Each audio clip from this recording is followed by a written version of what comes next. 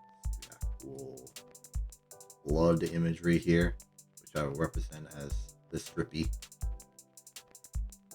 Because I don't really got the fidelity at this scale.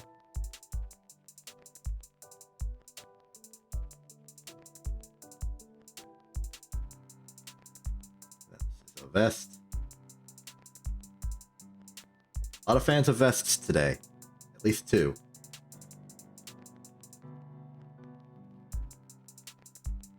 Made this a little bit too short, the shoulder capes for what I'm doing here.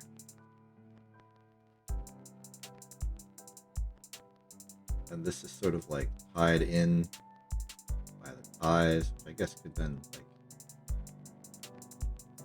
line up like so, if we're just saying that, you know, shoulder things are a little shorter today. Oh, okay, I guess it does also like droop to the other side, so we can do that. If there was room. Yeah, we can do that here. Good. Okay, and the rest seems to be just a nice quality bit of long pant. A long pant it is, with the same glove styling from the bottom as well.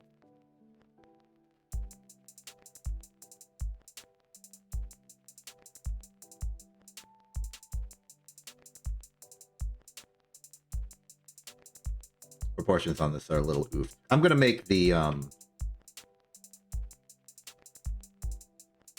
legs a little thinner to help make it seem like only the head is large for like stylistic comedic effect.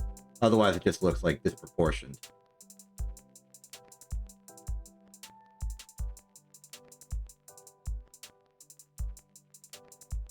You gotta do to make things fancy.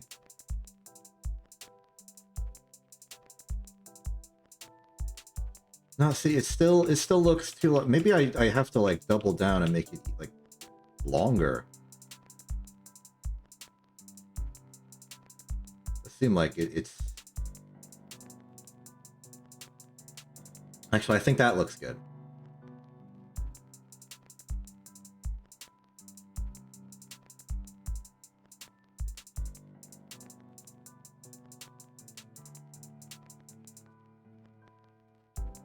I want to give the impression of like standing at the ready.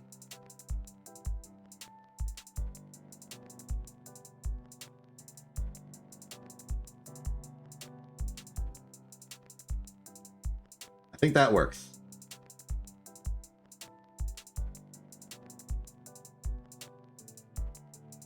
Had to do one. I have an entire canvas. I had to write sook on it at some point. It just goes without saying.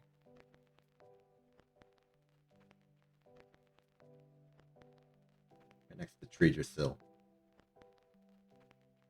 Okay, you know what? If I like cut off the top of the merch, I think we have like a fully functioning thing here. Let's see, how do we do that? I wonder. Image, resize canvas, anchor to the bottom. Can we cut the width in half? Oh, no, height in half. My mistake. Is there a convenient way to preview this, or do I just have to hope? We can make it fit. Provided that the information is still there, it is. Okay, so can I select outside the bounds?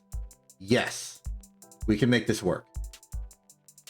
Which one of these looks the most like a draw? Lasso, yeah, lasso tool is what I want.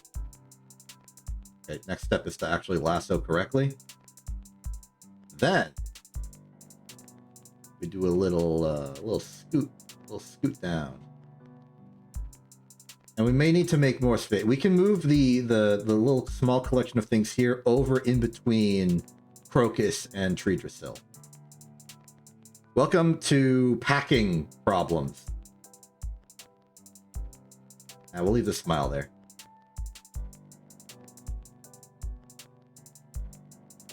Whoop. Excellent fit. Now, Sentry Boy can take up that space. and be fine.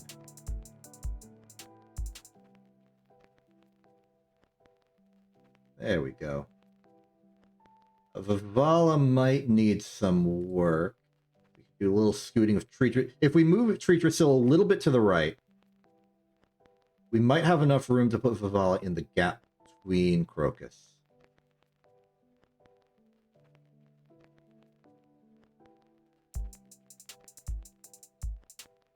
And maybe we could simultaneously move Crocus down. If we say that this is not part of the Crocus picture, we can move that out of the way and move Crocus a bit towards the diagonal, and that would maybe make the gap good enough, I think. This is an interesting space optimization problem. Had to do this a lot for my other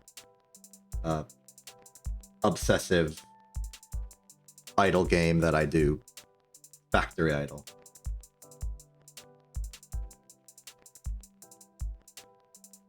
I've just been on an idle game kick for a while recently. That's just what's been happening.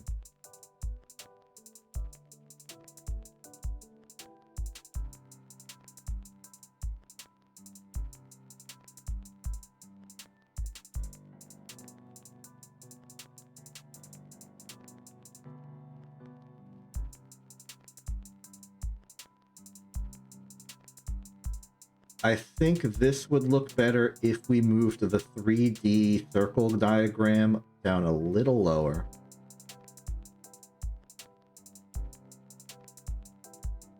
Just to let it breathe a little bit. We could then do that with the bird, the smile, and the orb so that we can move the ripple, I guess I'm going to call this, a bit lower.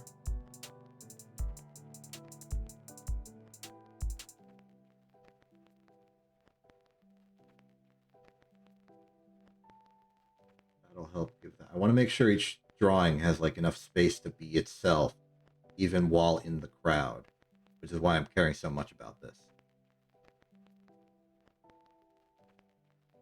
Then Vivala's got plenty of space.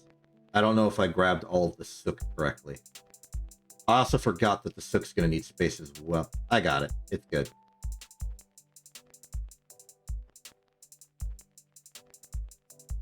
Okay, and then I think I would like to fill in the space by just drawing something real quick over here.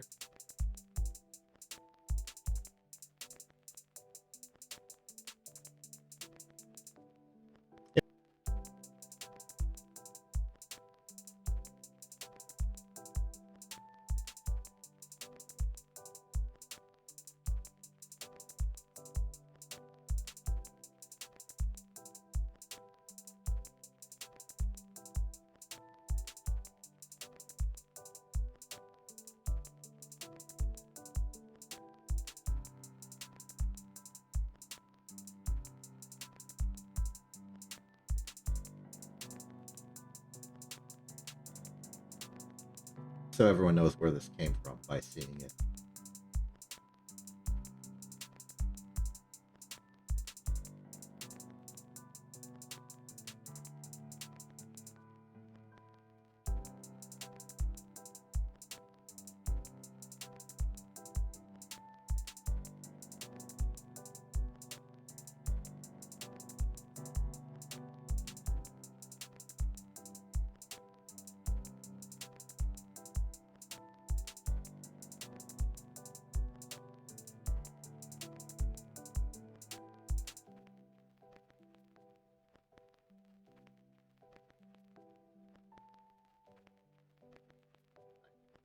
And one last adjustment. I'm going to make this 4th so that it's more specific. Got to make sure you're getting your detailed information.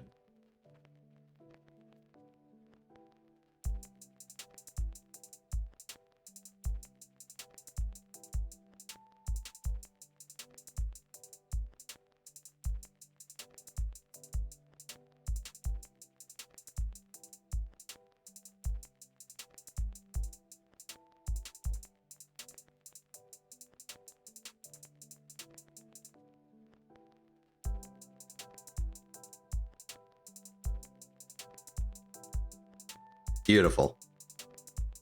I think we've covered pretty much everything. I'm satisfied with how this has turned out.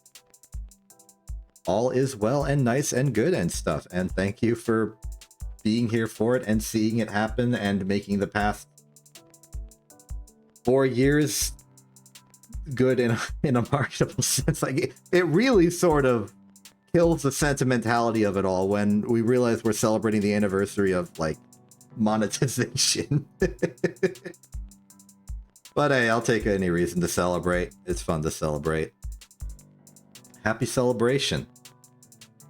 Happy on art. I'll make sure this is available in places. I've realized that Blue Sky is a little bad at having artifacting with their images, so I'll make sure it's in other places and I save this properly. But thank you for caring. Thank you for caring. Yeah, that's a good send off. I think it really captures the essence of the situation. You cared, and I'm thankful for that. Thank you for caring. I'm Exception. This has been TV. Have a good day and good night.